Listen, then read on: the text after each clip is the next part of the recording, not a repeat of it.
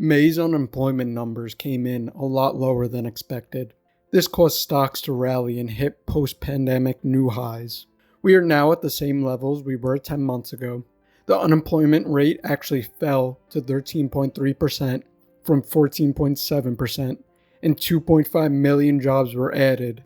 But is this information actually totally accurate?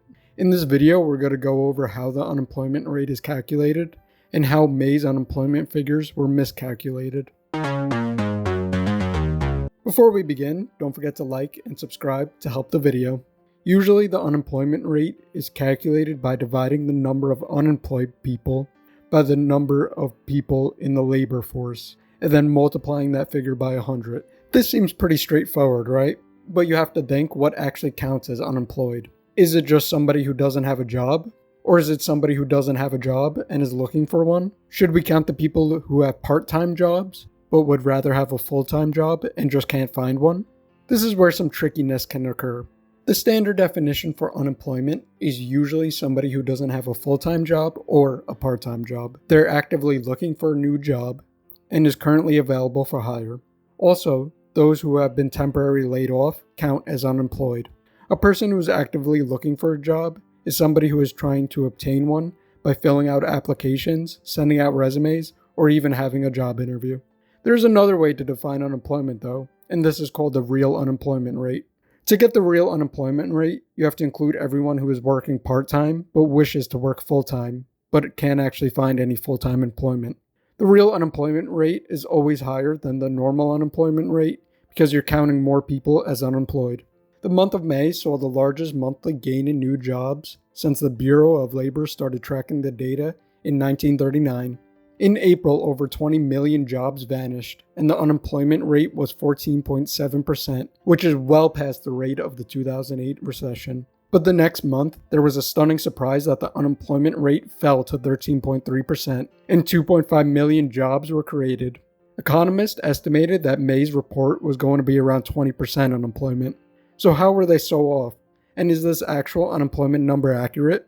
To figure this out, we have to know what they classified unemployed as, and which method they used to calculate the unemployment rate. The Labor Department noted that during the pandemic, millions of workers were actually miscalculated as employed but not at work, when they should have been counted as unemployed on temporary layoff. If it weren't for these miscalculations, the unemployment rate would have been higher, around 19.2% in April, and 16.1% in May, not including seasonal adjustments as retailers tend to hire a lot more people around the holidays. This miscalculation still brings the unemployment lower than the estimates, so where did the economists go wrong?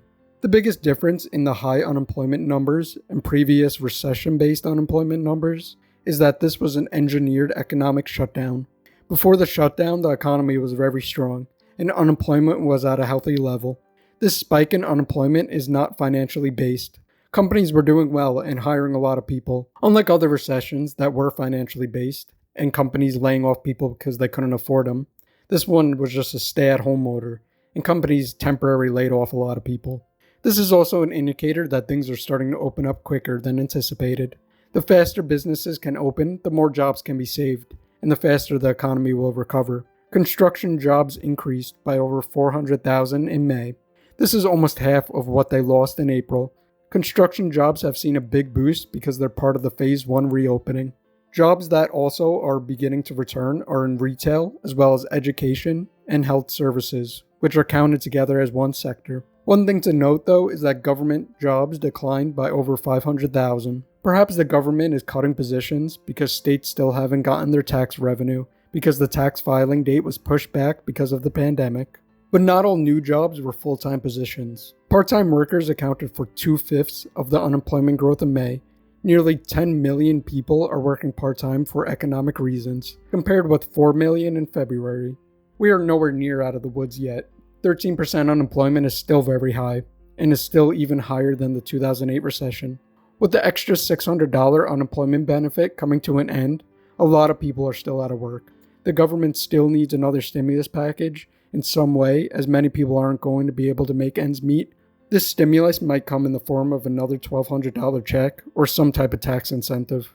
The May unemployment numbers show that we are heading in the right direction and the recovery is on its way. Many economists debated on how fast we are going to recover once things started to reopen. But even with the miscalculations accounted for, the recovery is going faster than expected. And with that being said, as always, thanks for watching, and if you enjoyed the video, like and subscribe to see more.